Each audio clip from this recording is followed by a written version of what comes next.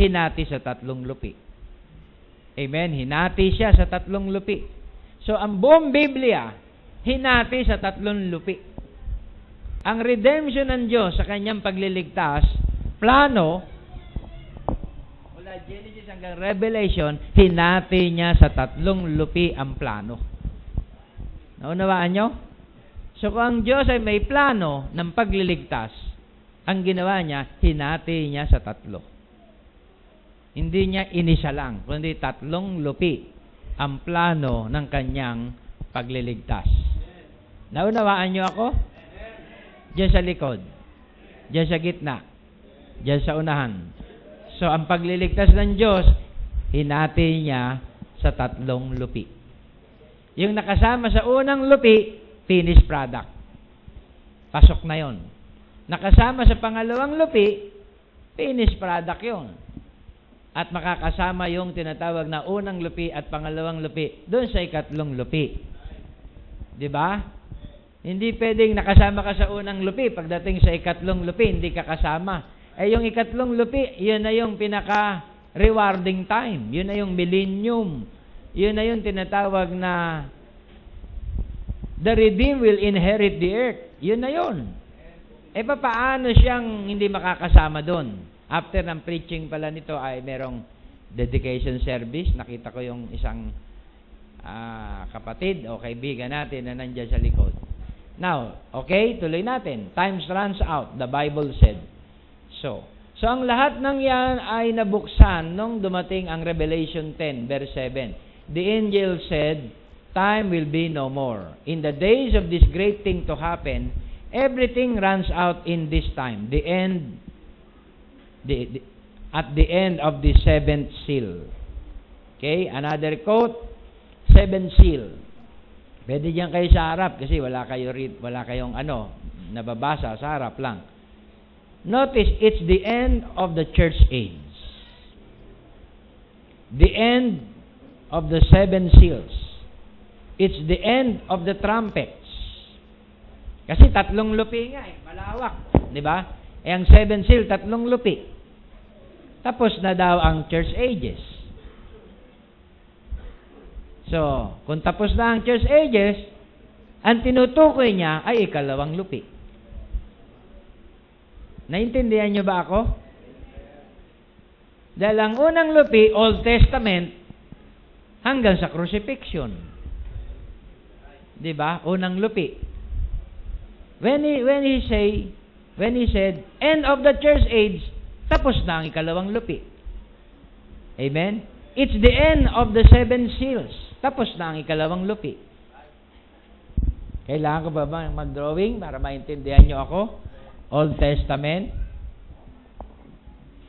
New Testament, then millennium.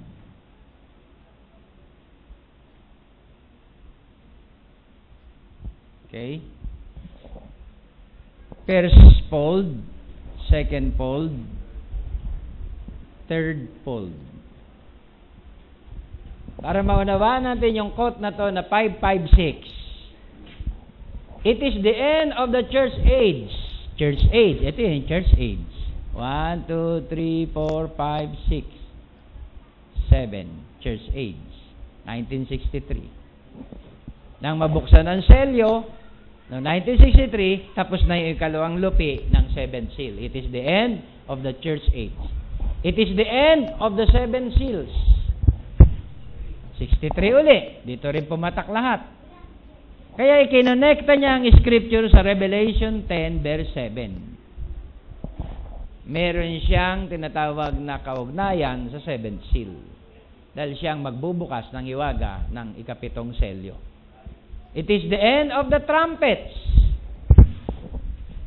Tumakbo yan hanggang doon sa 3.5. Kasi ang 7th, ang last trumpet na 7th, kailangang maganap pa yung last 3.5 years. Mula sa rapture. Meron pa siyang natitira na 7th trumpet. So, sakop pa rin siya ng tinatawag na, di ba? Ng tinatawag na second fold mystery. Naabot siya. o in between second-fold mystery at ng third-fold mystery. It is the end of the vials. Dito rin naman papatak yung tinatawag na seventh vial. Then, pagkatapos ng seventh vial, millennium. Pasok ang third-fold mystery. Ikatlong lupi na ng seventh seal ang pinag-uusapan. Okay? And even ends the ushering in of the millennium. Lahat pumatak naman dito sa pangalawa na to. Ushering in, pagpasok ng tinatawag na 1,000 taon. 'Di ba? 'Yun ang tinatawag na mga event na magaganap. That's on the seventh seal. It's just like firing a rocket into the air, and that rocket explodes here, and it goes up, and then explodes again. It puts out 5 stars. One of those stars explode and blows out 5 stars from it, and then one of them stars explodes, blows out 5 stars from it. It fades on out. That's what the seventh seal.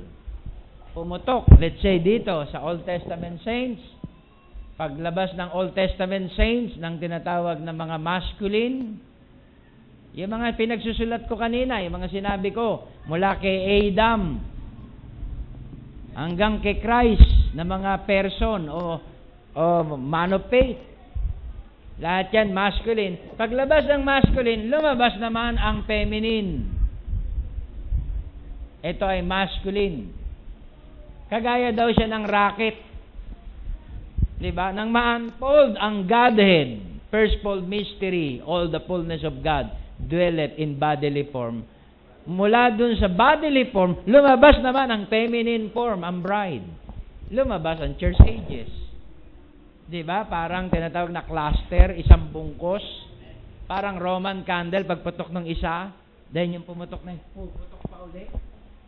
Diba? Ganon ang kapahayagan ng Panginoon. Pagputok ng 7 church ages, pumutok ang 7 seals, pumutok ang 7 trumpets doon. Diba? Alam nyo mga kabatid, yung Roman candle, dinevelop mga kabatid ng tinatawag na, ano tawag dito? Ng UN o ng tinatawag UN tactical tawag dito, weapon. Kung napanood nyo yung pelikula na kalimutan ko na to, yung Iron Man, di ba? Dinisplay nung tinatawag na inventor na si Iron Man. Scientist siya, di ba? Dinisplay niya yung weapon niya. Pumutok yung isang missile. Di ba? Tapos doon sa isang missile, sumabog. Ang dami pa nag-split na tinatawag na mga missile. Di ba? At lahat ng mga missile na pumutok, ay talagang hinangin yung buhok niya eh. Ang lakas ng missile na ginawa niya. Imbento niya yun eh. So yun yung ibig sabihin ng Roman candle. Pagputok dito, diba? Meron pang 5 na lumabas. Pagputok ng 5, may lumabas na naman. Nakuha niyo mga kabay, ganun ang revelation ng 7 seal. Sumanga. Kaya pag karnal ka dito, hindi ka seed, wala na. May iwanan ka na. Dito pa lang, may iwanan ka na. Hindi mo na masusundan yung mga nangyaring kaganapan. Diba? Kaya dito sa first-fold mystery ng mensahe, Godhead pa lang ang pinag-usapan. Diba? Godhead. Pagka-Diyos. Kaya mga religious group na pag-iwanan na dyan.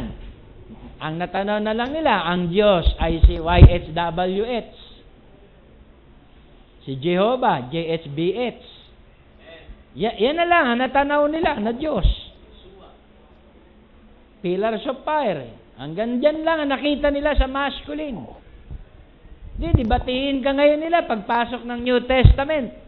Dahil sa time ng New Testament, yung spirit na Diyos na masculine, sa dulo, si Christ na, may katawan na.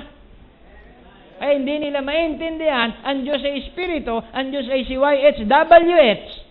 Tapos sasabihin mo, si Kristo ang Diyos. Hindi na nila maintindihan ng hiwaga dahil ang buong Godhead nagdwell sa flesh. Kaya sabi niya, sa flesh, I and my Father are one.